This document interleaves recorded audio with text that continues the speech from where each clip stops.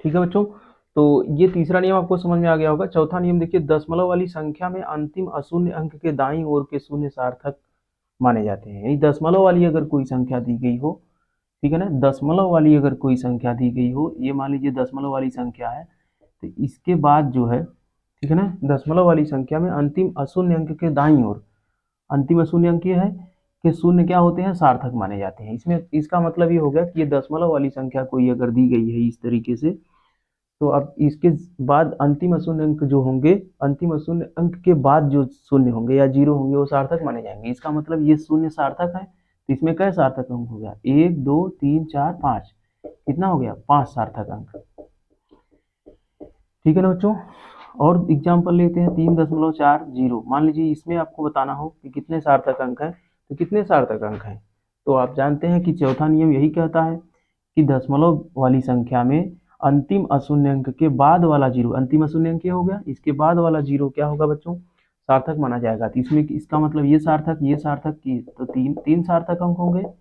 कितने अंक हो गए, 3 सार्थक अंक हो गए। ठीक है, इसी प्रकार अगर इस तरीके से कोई संख्या दी गई हो 4.538, इसके बाद 0 0 0 0 इस तरीके से दिया गया है, तो इसमें आपसे अगर पूछा जाए कितने सार्थक अंक हैं, तो आप बता देंगे बच्चों, क्योंकि दशमलव वाली संख्या में अंतिम अशून्य अंक के दाईं ओर के, अंतिम अशून्य अंक क्या है, 8, 8 के दाईं ओर के जितने भी शून्य होंगे वो क्या होंगे, सार्थक माने जाएंगे।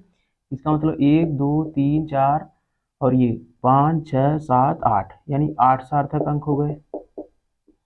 ठीक है ना, तो हमें उम्मीद है कि चौथा भी आपको समझ में आ गया होगा, चौथा नियम। आइए बढ़ते हैं हम लोग पांचवें नियम में। ठीक है ना, क्या कह रहा है, यदि संख्या में दशमलव नहीं है तो अंत में आने वाले शून्य सार्थक अंक नहीं होते। यानी दशमलव रहित संख्या में, जिसमें दशमलव नहीं है, 1 2 3 4 5 इस तरीके से कोई संख्या दी गई है, इसमें दशमलव नहीं है लेकिन अंत में जीरो आया है, अंत में जीरो आया है बच्चों, तो ये जो है सार्थक नहीं माने जाएंगे।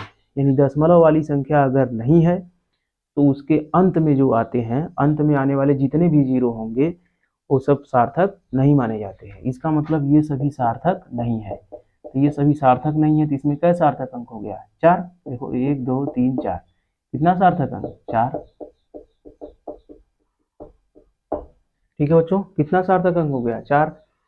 ठीक है ना, इसी प्रकार इसमें 2 3 4, इसके बाद लिख दिया गया जो है, इस तरीके से कोई संख्या लिख दी गई, तो ये दशमलव वाली संख्या नहीं है, तो दशमलव वाली संख्या नहीं है तो अंतिम वाले जितने भी जीरो हैं सब क्या होंगे, सार्थक नहीं माने जाते हैं। सार्थक नहीं माने जाएंगे तो इसका मतलब क्या हो गया, 1 2 3, क्या सार्थक अंक, 3 सार्थक अंक। ठीक है ना बच्चों, तो इसमें कितना सार्थक अंक, 3 सार्थक अंक हो गया।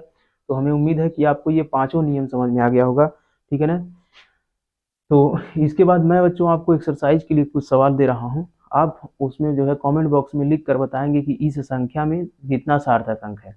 तो आप संख्या भी लिखिएगा और उसके बराबर लिखिएगा कितना सार्थक अंक है। ठीक है ना, तब हम समझ पाएंगे कि आप किस संख्या में कितने सार्थक अंक बता रहे हैं।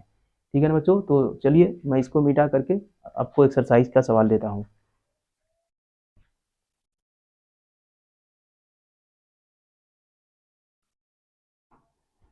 ठीक है बच्चों, तो यहाँ हमने एक्सरसाइज के लिए आपको सवाल लिखा हुआ है, आप जो है यहाँ पर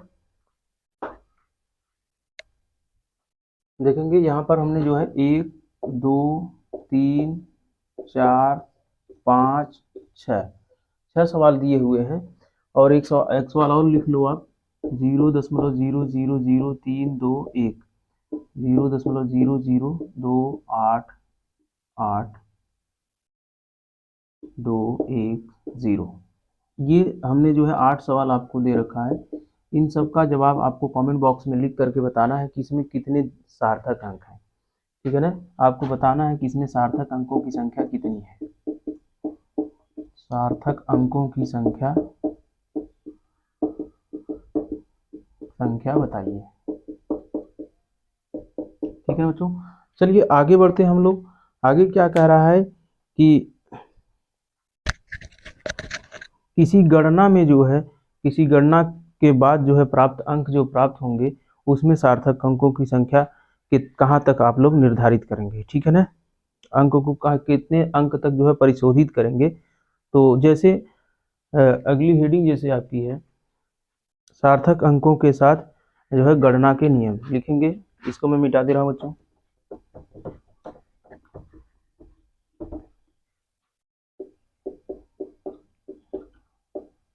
सार्थक अंकों की साथ गणना, सार्थक अंकों के साथ गणना करने के नियम। अभी तो हम लोग सीखे थे सार्थक अंक कितने हैं कैसे ज्ञात करेंगे। अब गणना में जो है कितने सार्थक अंक होंगे उसके नियम हम लोग सीखेंगे, ठीक है ना। तो इसके लिए दो नियम है बच्चों, ठीक है। जोड़ और घटाने के लिए पहला नियम क्या कहता है, जोड़ और घटाने के लिए, ठीक है ना, जोड़ और घटाने के लिए या अंतर उसी को कहते हैं। और दूसरा जो है गुणा और भाग के लिए, गुणा व भाग के लिए, गुणा व भाग के लिए, ठीक है ना बच्चों। तो गुणा व भाग के लिए और जोड़ व अंतर या घटाने के लिए जो है, ठीक है ना। जैसे मान लीजिए किसी माप में जो है कोई माप हमको मिल गई, जैसे मान लीजिए 42.25 मीटर, ठीक है ना। इस तरीके से 42.25 मीटर दिया है। और एक इसके बाद जो है एक और माप में जो है 3.1 ये दिया हुआ है, ठीक है। या कुछ और भी मान सकते हैं, कोई जरूरी नहीं है 3.1, आप 3.1 भी मान सकते हैं। जैसे मान लो यहाँ पर हमने 1.1 मान लिया, ये मीटर में मान लीजिए दिया गया है, कोई माप है।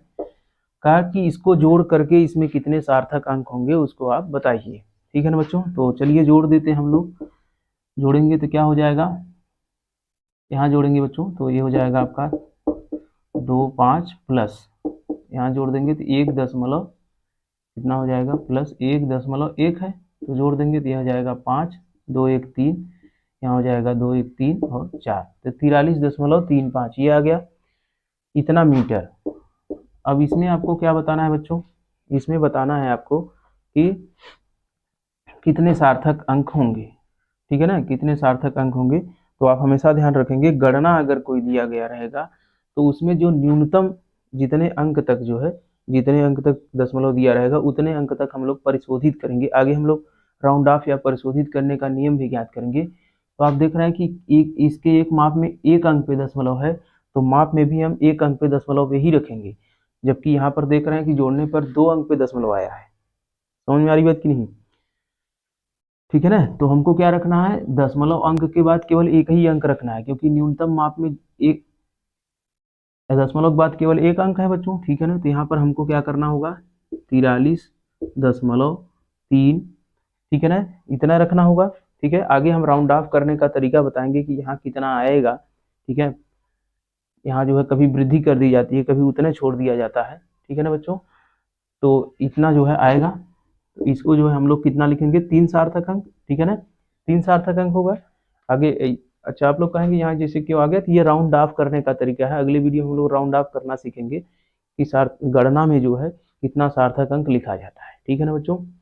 तो अभी इसमें कितने सार्थक अंक है, 3, कितने आए 3 सार्थक अंक है। इसी प्रकार अगर हम अंतर में ज्ञात करें, यही अंतर हो जाए तो जोड़ हमने किया, अगर जो है अंतर यहाँ हो, अंतर माने घटाना होता है, तो घटा देंगे तो कितना हो जाएगा 2 में से 1 गए 1, 2 में से 1 गए 1 और यहाँ बचेगा 4, तो कितना बच गया बच्चों 41.15 मीटर। लेकिन आप जानते हैं कि न्यूनतम संख्या जो होगी, न्यूनतम संख्या उसमें कितने अंक के बाद कितने दशमलव के बाद कितने अंक है उतने अंक तक हमको रखना है। तो आप देख रहे हैं कि केवल दशमलव के बाद एक अंक है, तो यहाँ कितना रखेंगे 41.1, बस इसके बाद इधर नहीं रखेंगे, कुछ छोड़ देंगे, ठीक है ना। तो इसमें कितने सार्थक अंक 3, ठीक है ना। तो हमें उम्मीद है कि आपको ये समझ में आ गया होगा। आगे अगर इसी को हम लोग गुणा व भाग के लिए बात करें, अगर कोई माप दी गई हो गुणा और भाग के लिए बात करें तो, ठीक है बच्चों, गुणा और भाग के लिए अगर देखेंगे तो यही नियम शेष गुणा और भाग के लिए भी लगता है। कहने का मतलब न्यूनतम माप में हम देखेंगे कि दशमलव के बाद कितने जो है अंक लिखे गए हैं, ठीक है ना। जैसे मान लीजिए कि किसी वस्तु की चाल जो है 100 मीटर पर सेकेंड है, 100 मीटर प्रति सेकेंड है, और दूसरी माप में मान लीजिए उसकी चाल जो है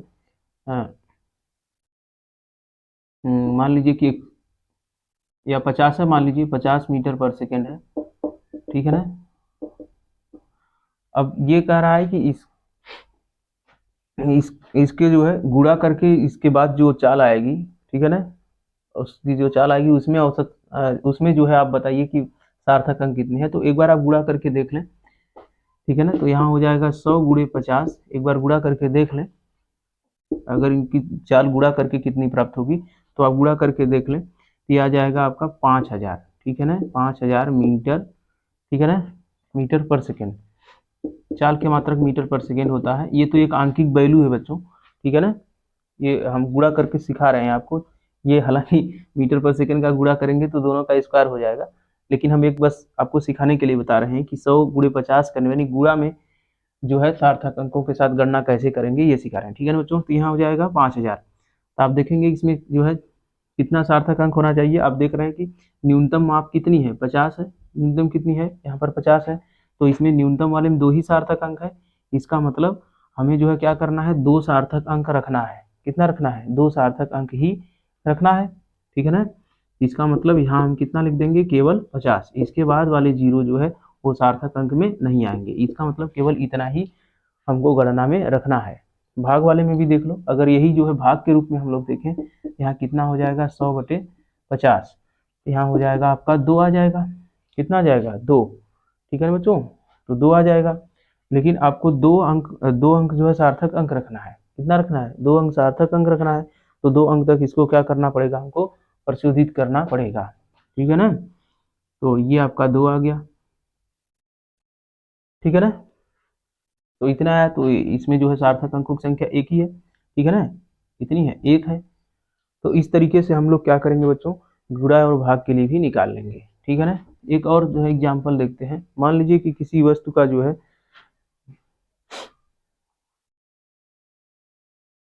किसी वस्तु का द्रव्यमान मान लीजिए 5.725 किग्रा है, 5.527 यही है, ठीक है ना।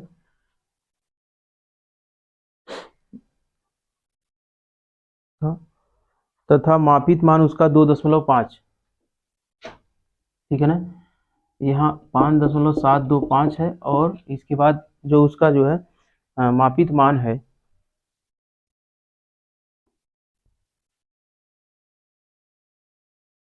ठीक है। अब मान लीजिए कि ये किसी वस्तु का द्रव्यमान दिया है किग्रा में, और उसका घनत्व जो है, घनत्व दिया है 2.5 मीटर क्यूब ये दिया है, ठीक है ना। तो घनत्व बराबर क्या हो जाएगा बच्चों, घनत्व बराबर हो जाएगा द्रव्यमान बटे आयतन। तो द्रव्यमान बटे आयतन हो गया। अब यहाँ पर जो है अगर हम भाग देंगे यहाँ से तो कितना हो जाएगा हमारे पास बच्चों, ये दशमलव से दशमलव अगर कटेगा, दशमलव यहाँ आ जाएगा, तो हम अगर भाग दे दें तो कितना आ जाएगा, 25, 25 दूनी 50, 25 दूनी 50 और हो जाएगा 25 पंजे 125। तो लगभग कितना आ जाएगा, 25 दूनी 50, 757, यहाँ हो जाएगा 72, फिर 25 दूनी 50, 22 हो गया, 25 नौया 225, इतना आ गया, ठीक है ना। तो 2 अंक पे दशमलव है, 2 अंक पे दशमलव लगा दिया, ठीक है ना। तो इतना आ गया किग्रा मीटर प्रति क्यूब, किग्रा मीटर प्रति क्यूब, ये आ गया आपका घनत्व, ठीक है ना। तो आप यहाँ पर जो है सार्थक अंक की गणना करेंगे तो इसको भी क्या